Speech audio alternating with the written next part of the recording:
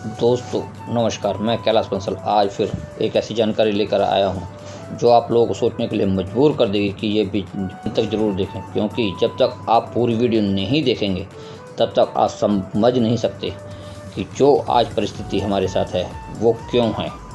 तो आइए जानते हैं कि पैसे का फ्लो, किसका फ्लो, पैसे का फ्लो किधर से किधर की तरफ है। दोस्तों आज मैं आपसे बात करूँगा टेक्नोलॉजी, बदलाव, पैसा, आप और मैं। आइए इसको इस तरह समझते हैं कि अगर आप लोगों ने देखा हो, पढ़ा और महसूस किया हो या बुजुर्गों से सुना हो कि पुराने ज़माने में हम लोग मिट्टी के बर्तनों का इस्तेमाल करते थे। अब किसी के दिमाग में ये विचार आया कि कुछ बदलाव किया जाए और उन्होंने मिट्टी की जगह कांसे के बर्तन बनाने शुरू कर दिए और उन्होंने संपन्न लोगों को जो कांसे के बर्तन खरीद सकते थे उनके बीच में उसको बताना शुरू किया कि ये इसके फ़ायदे बताने शुरू करे। फ़ायदे में जैसे मिट्टी के बर्तन टूट जाते हैं, कांसे के बर्तन टूटेंगे नहीं, साफ़ सफाई में आराम रहेगा, खाना पौष्टिक रहेगा। तो उनका वो कारोबार चल निकला। जब उनका वो कारोबार चल निकला तो उन्होंने अपने रिश्तेदारों को, यार दोस्तों को, सबको उस कारोबार में लगा दिया। तो ये बदलाव, एक टेक्नोलॉजी का बदलाव एक ये है। इसी के बाद किसी और लोग से लगा, महसूस हुआ कि यार कांसे के बर्तन जो है महंगे पड़ते हैं कॉस्ट के हिसाब से और वजनी होते हैं, तो कुछ और उन्होंने बदलाव किया। बदलाव करने का फिर आए तांबे के बर्तन हैं। तांबे के बर्तन थोड़े हल्के होते थे, थोड़े पैसों में कम होते थे और उसके जो है मार्केट और ज़्यादा बढ़ गई। जब कॉस्ट कम हुई तो ज़्यादा लोग पहुँचना शुरू हो गया। फिर किसी और को बदलाव सूझा, उसने उसके कॉस्ट को कम करने के लिए पीतल के बर्तनों का ईजाद किया। तो पीतल के बर्तनों से और ज़्यादा उसके मार्केट के अंदर पकड़ बढ़ने लगी और ज़्यादा लोगों के पास पहुँचने लगी। फिर कोई किसी और ने बदलाव किया, टेक्नोलॉजी के अंदर बदलाव किया। तो बदलाव करने का फिर पीतल के बर्तनों का आ गया एल्युमिनियम के बर्तनों पे। एल्युमिनियम बर्तनों को उन्होंने ईजाद किया, तो एल्युमिनियम बर्तनों के से और ज़्यादा पहुँच लोगों के में आने लगा। उसके बाद आया स्टील के बर्तन। स्टील के बर्तन आप देख रहे होगे आज आपके, हमारे सबके घर के अंदर, चाहे वो किसी भी लेवल का आदमी हो, हर एक के घर के अंदर स्टील के बर्तन मिल जाते हैं। इसके बाद फिर किसी ने बदलाव किया, फिर उसके बाद आया प्रेशर कुकर का टाइम। तो इस तरह आप देखेंगे कि एक एक करके जो टेक्नोलॉजी बदलती गई, टेक्नोलॉजी के साथ साथ ही ये चीज़ें भी बदलती चली गई और हम उनका इस्तेमाल करना शुरू कर दिया और देखना शुरू कर दिया। अब इसको दूसरे उदाहरण से भी कुछ समझेंगे कि पिछले ज़माने में ज़मीन जो हुआ करती थी वो जो है खरीदी नहीं जाती थी, वो आपको सरकार से मिला करती थी कि जंगल खड़े हुए हैं, इनको आप काट के साफ़ कीजिए और जो जितनी जंगल इस्तेमाल करेगा उसको कर देना पड़ेगा, जो कर का रूप लगान के रूप में देना पड़ता था। तो काफ़ी लोगों ने उसको किया कि भाई जितनी ज़्यादा घेर सकते थे उन्होंने उसका लगान दिया। कुछ लोग उनमें ऐसे भी रहे जो लगान हम कहाँ से देंगे, कैसे करेंगे, उन्होंने उसको नहीं दिया। तो उसका नुकसान और फ़ायदा क्या हुआ, कुछ जिनके पास ज़्यादा जगह हुआ करती थी, जिन्होंने ज़्यादा जगह गुजरा, उनके पास एक बहुत बड़ी जगह इकट्ठी हो गई, बहुत ज़्यादा अच्छा काम उनका होने लगा और वो हल और खेती से, हल से और किसानों से, बैलों से उस खेत को जोत के पैदा करने लगे। और जो लोग ज़मीन जिन्होंने नहीं घेरी थी वो उनके यहाँ मजदूरी करने लगे।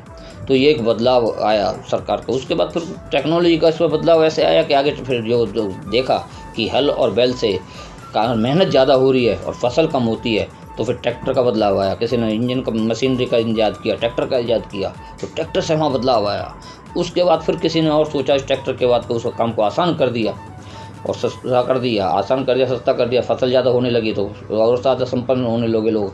फिर किसी और ने इस चीज़ को सोचा कि यार और कैसे इसको बढ़िया किया जाए और कैसे टेक्नोलॉजी का इस्तेमाल किया जाए, तो उसने जो है नई नई ईजादें करनी शुरू करी। तो एक ये बीज आगे आपके हाइब्रिड बीज मार्केट के अंदर आ गए, उससे फसल और ज़्यादा बढ़ने लगी और ज़्यादा पैदावार होने लगी, किसान और संपन्न होने लगा।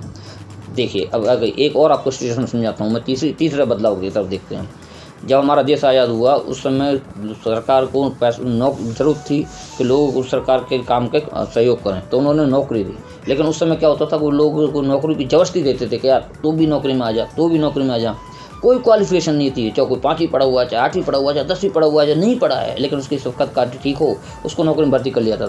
तो कुछ लोग उससे छुप जाया करते थे, भाग जाया करते थे, कुछ लोग नौकरी छोड़ के आ जाते थे, कुछ लोगों ने नौकरी को करा और जिन्होंने भी नौकरियों को करा उन्होंने अपने साथ साथ अपने रिश्तेदारों को, परिवार को, सबको उसके अंदर नौकरी के अंदर रख लिया। जिन्होंने नहीं की उन्होंने क्या करा, वो कुछ भी नहीं करे, वो आज भी कहीं ना कहीं काम इधर उधर कर रहे होते हैं।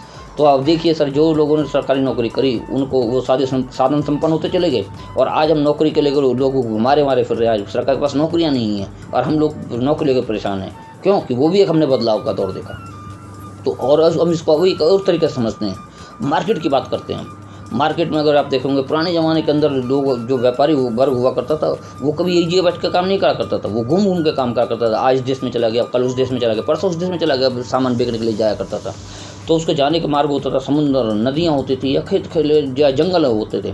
तो जब किसी एक आदमी ने सोचा उस व्यापारी वर्ग में, यार ऐसे हम कब तक भागते रहेंगे, तो बदलाव कुछ चाहिए, बदलाव कुछ चाहिए। तो उन्होंने बाज़ार का मॉडल इस्तेमाल किया। उन्होंने ठहराव की ज़िंदगी पसंद करना शुरू करा और बाज़ार में वो तब्दील हो गए। वो एक जगह बैठ के सामान बेचने लगे, फिर ग्राहक उनके पास आने लगे। अब ये बदलाव चलता रहा। कुछ समय के बाद फिर किसी और ने सोचा, अगर इस तरह तो जो है सारा एक जगह हो गया, कुछ सामान दूर लोगों को दूर लेने के जाना पड़ रहा है, अब मैं अपना सामान बाहर कैसे बेचूँ। तो उसने फ्रेंचाइजी का एक मॉडल तैयार कर दिया। ये टेक्नोलॉजी का बदलाव हुआ कि मैं एक जगह बैठ के पूरे देश के अंदर कहीं भी सामान अपना बेच सकता हूँ। फिर किसी और ने सोचा, इस चीज़ के लिए बदलाव की कोशिश कर रहे हैं कि एक सामान लेने के लिए 5 किलोमीटर दूर जाना पड़ता था, एक सामान 2 किलोमीटर दूर मिल रहा है, एक सामान 3 किलोमीटर दूर मिल रहा है। अलग अलग सामान की जरूरत पड़ती थी लोगों को। तो किसी एक ने विचार ये आया इस चीज़ के लिए बदलाव करने के लिए कि यार सारा सामान एक नीचे आ जाए। तो मॉलों का मॉडल तैयार हो गया। उसने मॉल के घर के इकट्ठा करके और एक छत के नीचे सारा सामान मुहैया कराना शुरू कर दिया।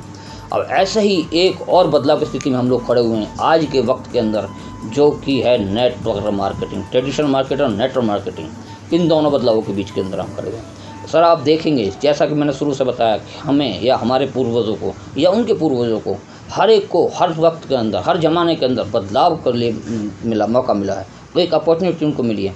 लेकिन जिन लोगों ने उस अपॉर्चुनिटी को लिया, उन लोगों ने अच्छा मुकाम हासिल किया। और जिन लोगों ने अपॉर्चुनिटी को हासिल नहीं किया, वो लोग 95% की श्रेणी में आ गए। और जिन लोगों ने उन अपॉर्चुनिटी को हासिल किया, वो 5% की श्रेणी में हो गए। तो जो भी आज लोग 5% की श्रेणी में हैं, वो लोग हैं जिन्होंने उस समय भी वो अपॉर्चुनिटी को उन्होंने अचीव किया, उस अपॉर्चुनिटी को उन्होंने कैश किया।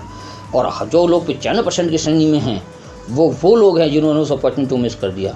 ये पहचान होती है जागे हुए इंसान की और सोए हुए इंसान की। अब आप समझ सकते हैं जागा हुआ इंसान कैसा होता है, सोए हुए इंसान कैसा होता है। 5% जो लोग हैं वो जागे हुए इंसान की श्रेणी में हैं, और जो 95% जनता है वो सोए हुए इंसान की श्रेणी में है।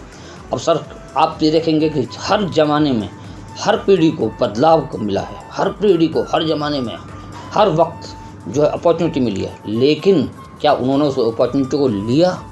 नहीं। जिन्होंने लिया उन्होंने किया। अब एक अपॉर्चुनिटी आप लोगों के पास है, क्या आप भी ऐसे ही चाहते हैं जैसा कि हमारे पूर्वजों ने किया? जो लोग जागे हुए हैं वो डेफिनेट अपॉर्चुनिटी को लेंगे।